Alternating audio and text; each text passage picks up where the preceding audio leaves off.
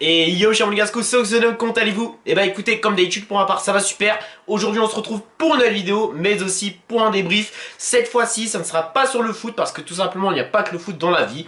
Bien évidemment, ça sera sur la F1. Et oui, c'est la première fois que je fais un débrief sur un autre sport. Et aussi la première fois que je fais sur la F1. Bon, ceci dit étant, ça va être compliqué dans le sens où, bon, mes connaissances sont encore très maigres, voire catastrophiques en F1. Parce qu'il faut savoir que je suis la F1 depuis la victoire de Gasly, hein, bien évidemment. Et surtout que c'est extrêmement compliqué d'avoir les connaissances à 100%. Parce que la F1, c'est très ouvert, contrairement aux autres sports. Voilà, si jamais vous aimez le débrief, il n'y a pas de souci, faites-moi signe, j'en referai.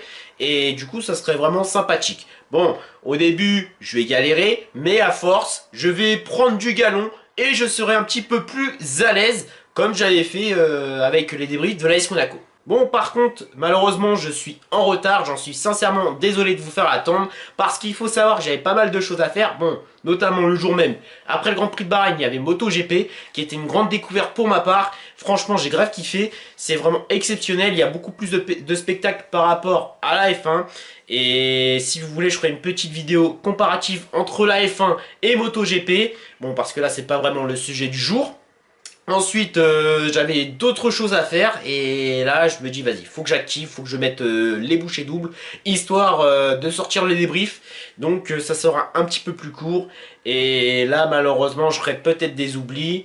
Donc, voilà. Mais bon, pas d'inquiétude, parce qu'il faut savoir que le prochain Grand Prix sera le 18 avril à Imola. Donc, ça me laissera énormément le temps de préparer le format et faire des montages un petit peu plus appliqués. Allez, trêve de bavardage, on va parler du Grand Prix de Bahreïn qui est pour ma part vraiment exceptionnel. Il s'est passé des choses, c'était vraiment beau à voir. Bon, ceci dit étant, c'était le tracé là où il y a eu l'accident de Romain Grosjean.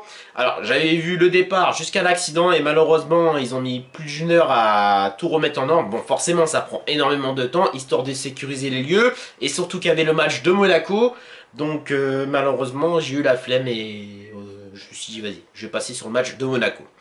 Là, je vais parler de la grille de départ. Voilà, la grille de départ qui était vraiment très belle. Pour ma part, Max Verstappen en pole position, suivi de Lewis Hamilton, Valtteri Bottas, Charles Leclerc, Pierre Gasly, Daniel Ricciardo, Lando Norris, Carlos Sainz, Fernando Alonso, Lance Stroll, Sergio Perez, Antonio Giovinazzi, Yuki Tsunoda, Kimi Raikkonen, George Russell, Esteban Ocon, Nicolas Latifi, Mick Schumacher, Nikita Mazepin et enfin Sébastien Vettel qui a perdu 5 places à cause d'une pénalité. Alors apparemment il n'aurait pas respecté le système de drapeau jaune sur l'accident de Carlos Sainz durant les qualifications. Bon, je sais, j'ai pas regardé donc je ne vais pas trop juger. Donc il y a eu le tour de formation comme d'habitude depuis X temps en F1. Et une fois qu'il s'est terminé, malheureusement, il y a eu un petit souci côté Sergio Perez. Alors, le contact s'est coupé automatiquement, j'ai pas trop compris pourquoi. Bon, j'avais des questions en tête. Je me suis demandé, est-ce que Honda va avoir des soucis réellement? Chose qui s'est passée la saison dernière ou je ne sais plus quand. Bon, voilà, c'était côté Max Verstappen, donc je vais pas trop me prononcer. Mais tout ce que j'ai vu, c'est qu'il a eu un problème de moteur. Résultat, il a perdu de la puissance et du coup sur le départ, il a pété un câble. Donc voilà, j'avais un petit peu peur. Résultat, les autres pilotes devaient recommencer le tour de formation. Et une fois que le tour de formation s'est terminé, Sergio Perez a enfin pu rallumer sa monoplace. Ça m'a fait plaisir.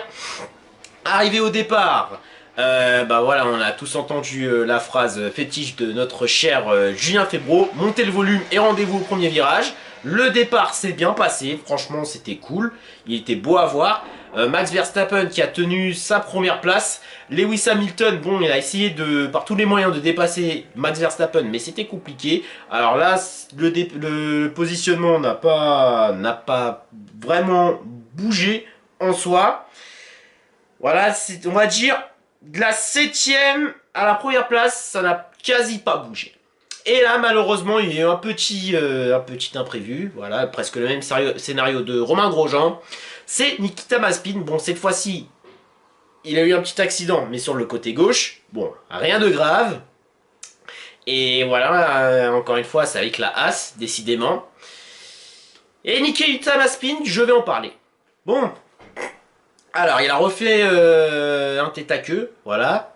Et ça a recommencé depuis les essais hivernaux. Donc là j'ai envie de dire, bon, ok, je vais mettre, allez, 20% ou 30% sur la As, voilà.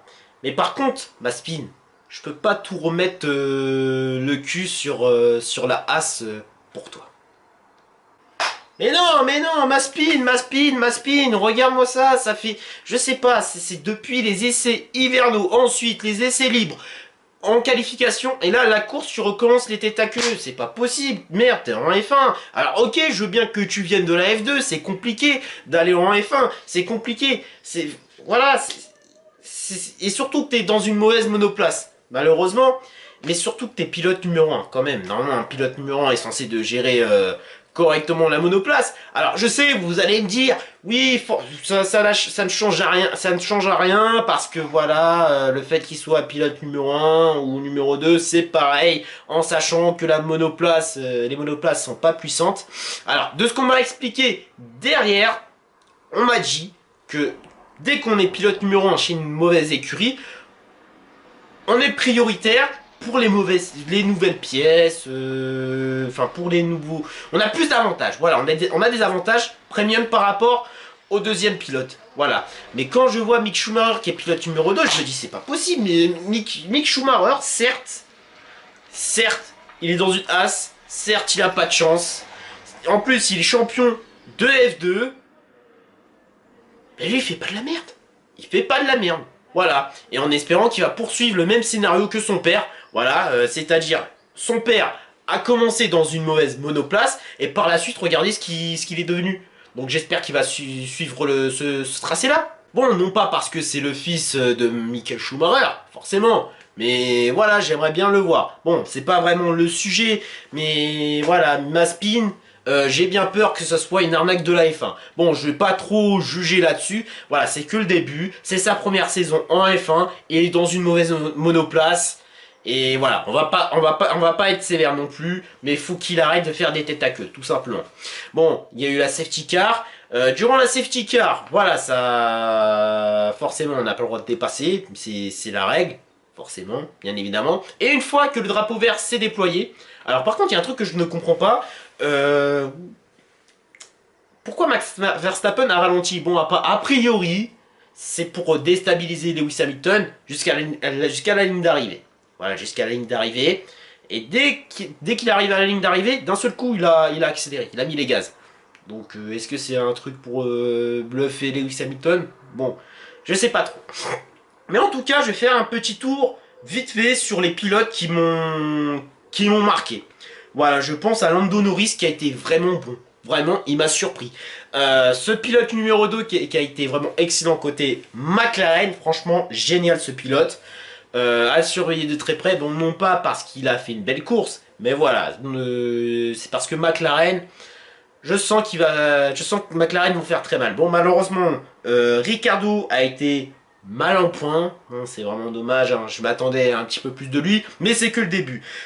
Pierre Gasly, quant à Gasly, il m'a déçu. Voilà, bon, certes, il y a eu l'aileron arraché. Résultat, bah, il devait le changer. Et surtout que ça prend du temps à changer un aileron avant. Et derrière, il a été mal en point. Il a été mal en point jusqu'à l'abandon. Il a eu du mal et je m'attendais énormément de lui. Il m'a déçu. Bon, c'est que le début. Je veux pas être sévère non plus avec lui. En espérant qu'il regagne un autre GP par la suite. Et on n'en parle plus. Et en espérant que ça soit sa saison. Mais après tout, ça arrive qu'il soit dans une mauvaise passe. Ensuite, je vais parler d'Alpine. Esteban Ocon et Fernando Alonso qui étaient mal en point malheureusement. Franchement, j'étais grave déçu. Et puis Fernando Alonso, alors toi, t'es vraiment le pitre de service. Alors autant je te respecte parce que voilà, tu as été quand même le premier à arracher les deux titres de Michael Schumacher à l'époque, hein, 2004, non, 2005-2006, si je dis pas de conneries, oui c'est ça, 2005-2006, avec ta Renault 2 fois de suite, respect. Mais de là à dire, je suis plus fort que Lewis Hamilton, Max Verstappen et tout le monde, je m'excuse. Après, Oui, certes, t'es très âgé pour la F1, je te respecte, y a pas de souci, tu veux courir, y a pas de souci. Mais quand même, je veux bien que ton frein, que t'aies eu un souci avec le frein. Mais de là à sortir cette excuse, ouais, mais j'ai eu un papier d'emballage de sandwich qui est rentré sur le frein arrière et le résultat ça a fait sauter mon frein. Arrête tes conneries, Fernando Alonso. Arrête ton excuse. Arrête tes excuses. Non, mais sois digne de toi. Ok, ça arrive des soucis mécaniques. Ça arrive. Demande à Ferrari, demande à Charles Leclerc et Carlos Sainz. Enfin, ton compatriote Carlos Sainz. Enfin bon, pas non plus. Voilà, ok, il vient de rejoindre Ferrari. Mais j'espère qu'il n'aura pas de soucis cette année. Mais s'il aura des soucis, demande-lui ce que ça fait d'avoir des soucis sur sa monoplace. Hein, des freins qui sautent, des jantes qui sautent, des pneus qui sautent, enfin plein de choses. Mais là, un peu de respect quand même.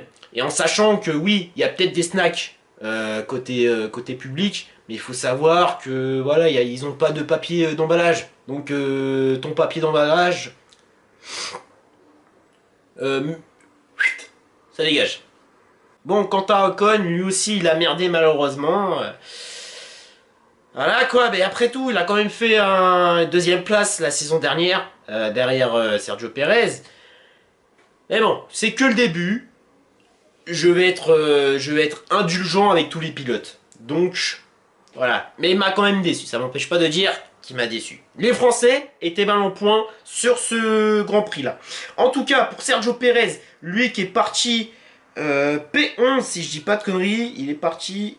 Voilà, il est parti P11 pour être P5. Alors, Perez, je le dis, depuis le temps que je le dis, qu'il mérite une écurie. Et je trouve qu'il a eu la chance d'être chez Red Bull. Pourquoi?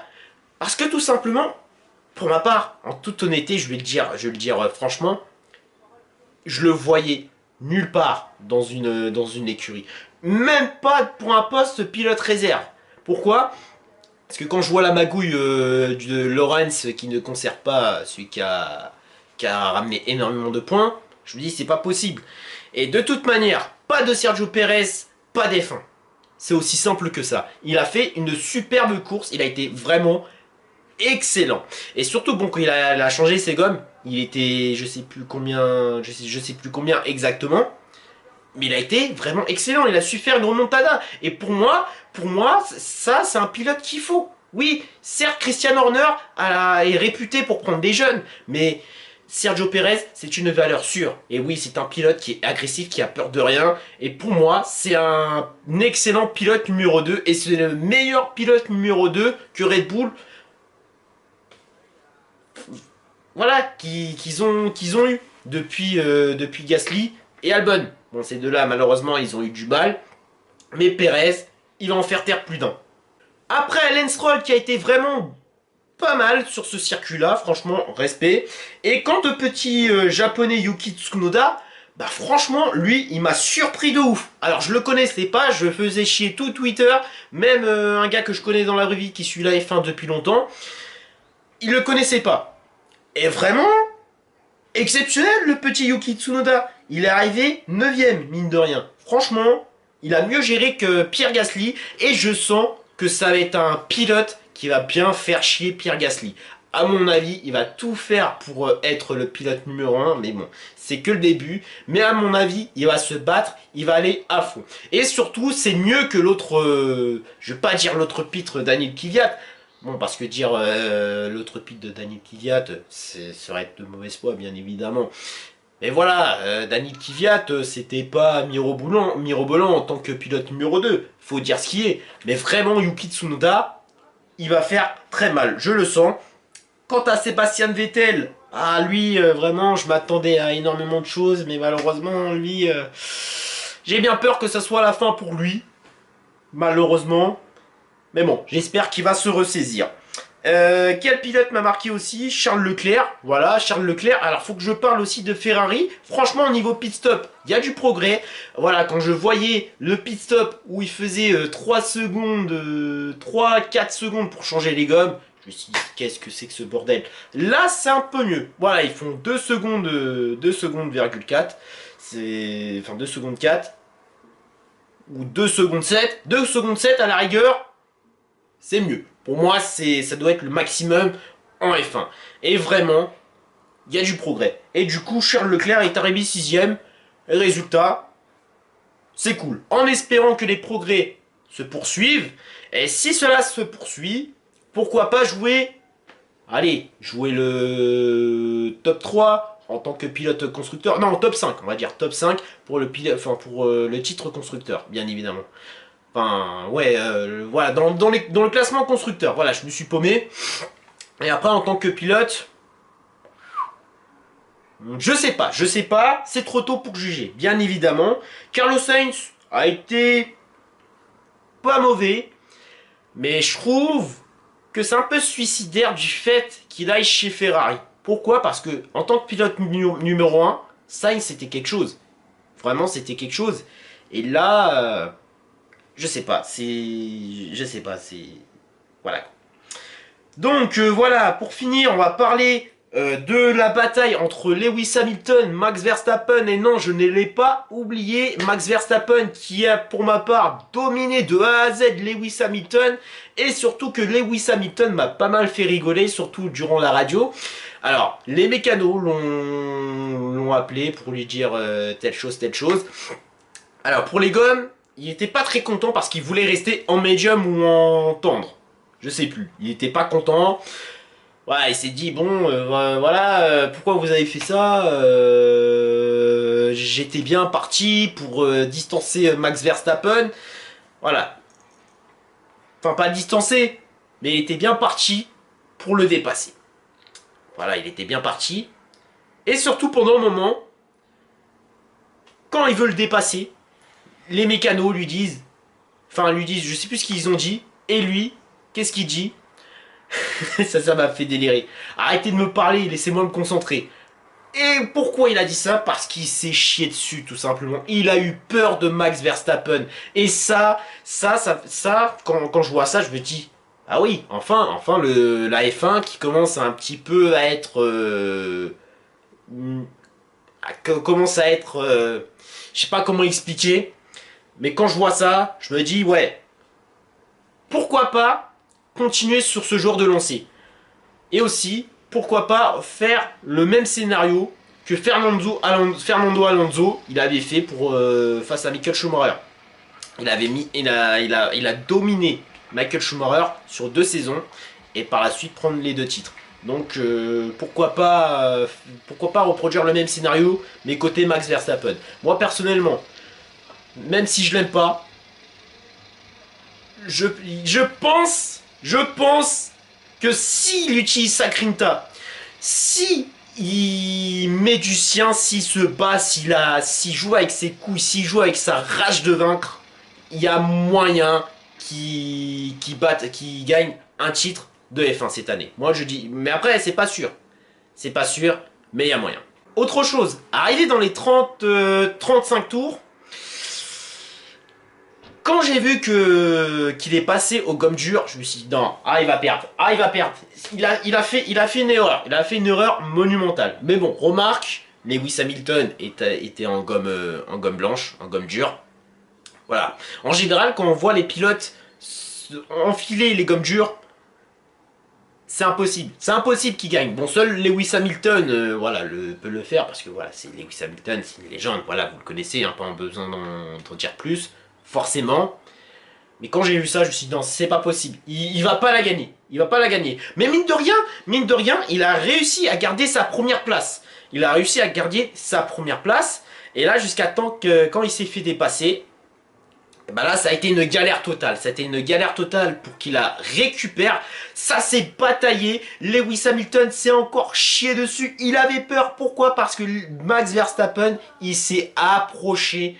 Il a vraiment mis la pression de ouf sur Lewis Hamilton. Et ça me fait plaisir. Si ça continue comme ça, là, on pourra voir de très belles courses. Et on pourra... pourquoi pas voir une vraie rivalité entre Max Verstappen et Lewis Hamilton. pourquoi pas, et vraiment, ça serait vraiment magnifique. Et si ça continue comme ça, pour ma part, j'ai envie de dire, je pourrais dire, oui, ça pourrait être la meilleure saison que celle de l'année dernière, celle de 2020. Pourquoi pas? Bon, comme vous pouvez le voir sur tous les réseaux, on parle souvent de polémiques, voilà, Lewis Hamilton a fait X nombre de sorties de la piste. Alors, certes, il était premier. Bon, après, voilà, je savais pas que c'était légal. Bon, certes, c'est peut-être légal. La FIA l'a dit que c'était légal de faire des sorties de circuit, enfin de piste, quand on est premier, quand il n'y a personne. Alors, j'ai envie de dire, oui, pourquoi pas, mais ça reste un peu débile quand même cette règle. Franchement, ça reste un peu débile. Enfin, je sais pas. Alors, au début, en connaissant pas les règles, bon, je suivais à peu près les gens qui s'y connaissaient très bien depuis longtemps en F1. Voilà, je pensais qu'ils devaient se prendre une pénalité, mais au final, je retire ce que j'ai dit sur les réseaux sociaux. Mais en revanche, quand c'est Max Verstappen qui sort de la piste, alors qu'il a dépassé Lewis Hamilton, et surtout qu'il a fait qu'il a pris, enfin ouais, certes il a eu du mal à prendre le virage parfaitement, et surtout qu'il avait quoi? Il avait 400 mètres de distance sur Lewis Hamilton. Eh ben non, la FIA fait chier Max Verstappen. Même si je le déteste, voilà, pour moi ça a été injuste sur ce coup-là de lui dire, de lui menacer une pénalité s'il la garde, s'il garde sa place. De toute façon, s'il gardait sa place depuis longtemps, il aurait eu 5 secondes et par la suite, il aurait perdu. Il aurait perdu le Grand Prix à cause des 5 secondes de pénalité. Bah, résultat, il a été obligé de le rendre sa place parce que Max Verstappen est fair play. Et pour moi, ça a été un vol. Voilà, ça a été un vol. Alors, je sais, on m'a repris là-dessus. On m'a dit que voilà, c'est normal. Voilà, il a mal pris le virage. Question de fair play. Bon, ok. Certes, j'ai vu ça. J'ai pas vu toutes les images. Mais pour ma part, je reste dans l'optique du fait que Max Verstappen ne devait pas donner sa place. Pour moi, vraiment, c'est un peu débile. Mais bon, après voilà, c'est le règlement, c'est comme ça, on peut pas baiser la FIA. Et pour ceux qui disent oui, Hamilton, Mercedes se donne des billets pour avantager ces gens-là. Voilà, c'est impossible, on peut pas les baiser, et surtout que la FIA, c'est impossible. C'est super bien contrôlé et c'est hyper strict. Mais bon, mine de rien, à la ligne d'arrivée, ça s'est joué à pas grand chose, ça s'est joué à pas grand chose. Bon, j'étais un petit peu dégoûté parce que voilà, je veux voir du changement, je veux voir, tout le monde veut voir que Lewis Hamilton, voilà, ne gagne pas tous les coups, parce que c'est vrai que c'est tout le temps Lewis Hamilton qui gagne. Attention, je ne suis pas facho anti-Mercedes, anti-Hamilton, non, bien évidemment. Si je suis la F1, c'est pour, voilà, pour voir du spectacle, pour être neutre, puis voilà. Bon, après, ça m'empêche pas de suivre, de supporter, enfin, de soutenir les petits Frenchies, genre Esteban Ocon, Pierre Gasly, qui sont normands, et pourquoi pas Charles Leclerc, qui est monégasque. Bon, forcément, j'ai la petite diagonale, voilà, le petit logo, et de plus, je le considère comme un petit Frenchie, bien évidemment. Voilà, j'ai parlé du Grand Prix, pour ma part, qui était vraiment exceptionnel. On va parler des tops et flops. Premier top, je dirais... Ouais, c'est compliqué. Bah déjà, à coup sûr, je dis Sergio Perez, qui pour ma part est parti P11. Par la suite, quand il a changé ses gommes, il était... ouais, il était dernier ou 18e à peu près. Il a su faire une remontada et arriver 5e. Pour moi, Perez, c'est la bonne recrue. Et encore une fois, pas de Perez, pas d'F1, bien évidemment. Deuxième top, je dirais Yuki Tsunoda, qui est pour ma part une grande découverte, une grande surprise. Pas beaucoup de monde le connaissait. Et vraiment, il m'a vraiment surpris. En espérant qu'il continue sur cette lancée-là. Et remarque, voilà, s'il enchaîne des P9 ou quoi que ce soit pour sa première saison, ça sera une saison, voilà, une bonne saison pour lui. Voilà, surtout que la F1, passer de la F2 à la F1, c'est extrêmement compliqué et c'est un autre monde. Et pour s'y adapter, c'est très très compliqué. Et surtout, AlphaTauri, c'est pas une mauvaise écurie. Donc, le fait de se séparer d'Anil Kvyat pour prendre Yuki Tsunoda, C'est un choix intelligent. Et troisième top, bah je dirais pourquoi pas Max Verstappen, qui pour ma part malheureusement méritait de gagner. C'est lui qui a dominé de A à Z. Il a été vraiment excellent. Il a mis la pression à Lewis Hamilton. Lewis Hamilton, il s'est chié dessus. Il a eu peur. Il a eu peur. Il a même limite, il a engueulé ses mécanos. Voilà, pour les dire de les laisser se concentrer. Et vraiment, ça m'a fait plaisir. Mais bon, après, il n'y a pas que le vol, hein, bien évidemment, sur le coup du virage. Alors qu'il a bien dépassé Lewis Hamilton. Et par la suite, il était premier. Par la suite, certes, il a mal pris le virage. Alors qu'il était premier, il a fait une petite sortie. Et malheureusement, il était dans l'obligation de lui donner sa place. Enfin, j'ai pas trop compris, mais voilà, c'est comme ça, c'est comme ça. C'est pas moi qui fais les règles, c'est pas vous. C'est comme ça, voilà, c'est le jeu. Mais bon, il n'y a pas que ça, il y a aussi le fait qu'ils mettent les gommes dures. Et ça, les gommes dures, c'est très compliqué. J'ai l'impression que les pilotes perdent la vitesse. Il serait passé en gomme médium ou alors en gomme tendre. Il aurait pu gagner. Il aurait pu gagner. Mais niveau résistance, surtout en tendre, ça aurait été la catastrophe. Voilà, j'ai donné mes 3 tops. On va passer au flop. Alors, premier flop, je dirais Alpine. Malheureusement, Alpine, ils étaient mal en point, surtout Ocon et surtout Alonso. Puis Alonso, le karma l'a frappé à dire ouais, je suis plus fort que Max Verstappen et Lewis Hamilton, mais tiens. Et de là sortir l'excuse, oh mais c'est le papier de sandwich, oh mais oui, le papier de sandwich qui a fait sauter mon frein. Non, non, non, non. Puis c'est bien fait pour toi, bien évidemment. Deuxième flop, je dirais Sébastien Vettel, malheureusement. Voilà, Vettel, je m'attendais pas à ce qu'il soit dans cette passe-là, mais bon. C'est comme ça, malheureusement. Et troisième flop, y a qui? Bah, y a pas de troisième flop. Voilà. Juste dis Alpine, hein. Voilà, parce que si je dis... Ah, oui, Gasly, excusez-moi. Gasly. Gasly, que tout le monde s'attendait à lui. Un petit P10, mais malheureusement, il a abandonné par la suite. Donc voilà. En top, bon allez, je vais rajouter un petit top, hein, un petit bonus, Lando Norris. Lando Norris mérite aussi sa place de top, qui a été vraiment exceptionnelle. Vraiment, il est parti P7. P7 pour arriver quatrième. Vraiment excellent. Et je sens que McLaren va faire une belle saison. Voilà, surtout Ricciardo et Lando Norris. La note du circuit, je dirais un petit 4. Enfin, je vais noter sur 5, hein, comme dans mon débrief. Un petit 4, qui est vraiment un circuit vraiment où il s'est passé pas mal de choses. La rivalité qui commence à naître entre Max Verstappen et Lewis Hamilton pour de bon. Et puis voilà, des petites surprises, hein, Yuki Tsunoda, la petite amélioration de Charles Leclerc côté Ferrari. Il y a eu des belles choses, des belles luttes. Franchement, c'était beau.